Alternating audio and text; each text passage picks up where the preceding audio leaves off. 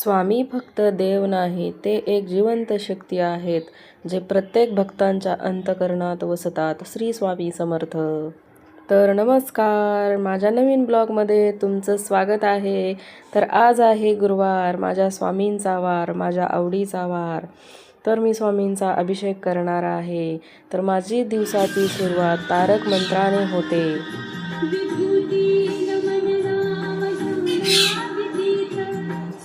कुठलंही काम करण्याच्या अगोदर मी तारक मंत्र लावते आणि मग कामाला सुरुवात करते. तारक मंत्र ऐकला तर माझ्या मनाला शांती वाटते, म्हणून मी रोज तारक मंत्र ऐकते. आणि आता मी माझा दरवाजा स्वच्छ करून घेत आहे आणि नंतर उंबरा साफ करणार आहे. हे घर स्वामींचं आहे, आम्ही स्वामींच्या घरात राहतो. खरंच हे घर स्वामींचं आहे, आम्ही स्वामींच्या घरात राहतो. तर मला सर्दी झाली आहे, म्हणून माझा आवाज असा येतोय.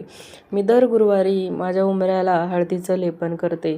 हळदीचं लेपन केल्यामुळे प्रसन्न वाटतं आणि घरात शांतता लाभते. तर मी हळदीचं लेपन तयार केले. त्याच्यामध्ये मी हळद, गोमूत्र, चंदन, गंगाजल, गुलाबजल, अत्तर टाकून मी मिश्रण तयार करून घेऊन मग लेपन बनवलं आहे. तर हळदीचं लेपन आपण उंबरठ्यावर का करावं, तर घरामध्ये लक्ष्मी नांदते, सुख समृद्धी लाभते, कुणाची वाईट नजर लागत नाही, याच्यासाठी मी उंबऱ्याला दर गुरुवारी लेपन करते. चमच्याने मी पातळ करून हळूहळू अद्दर हाताने फिरवत आहे, कारण घट्ट केलं की पूर्ण ते निघून येतं आणि हे पातळ बनवलेलं मिश्रण असंच आपल्याला 4-5 दिवस टिकतं. तर चला, मी आता देवपूजा करून घेते. पहिला मी गणपती बाप्पांचा अभिषेक करून घेतला. पण कुठलंही देवपूजा करायची असेल तर पहिली आपण बाप्पांच्या पूजेने सुरुवात करूया. नंतर मी माझ्या स्वामींचा अभिषेक करून घेतला.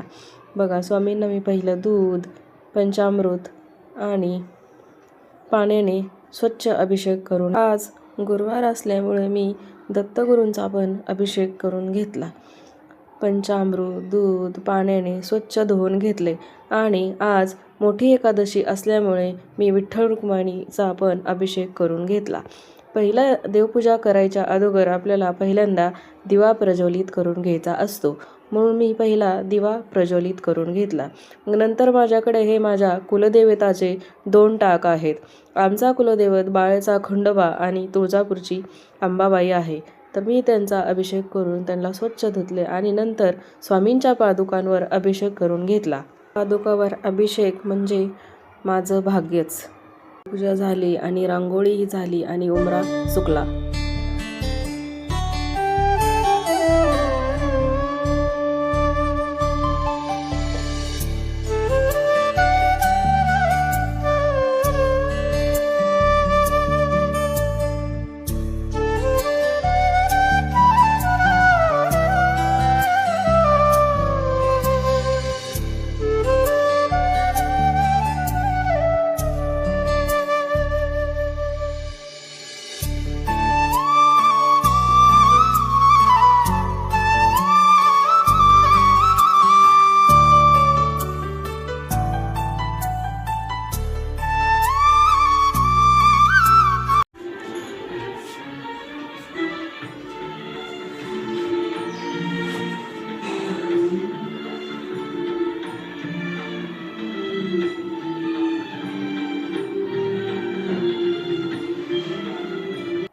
तर आजचा व्हिडिओ कसा वाटला नक्की सांगा, शेअर करा, फॉलो करा आणि माझी देवपूजा पण कशी झाली होती ते पण मला कमेंट करून नक्की सांगा.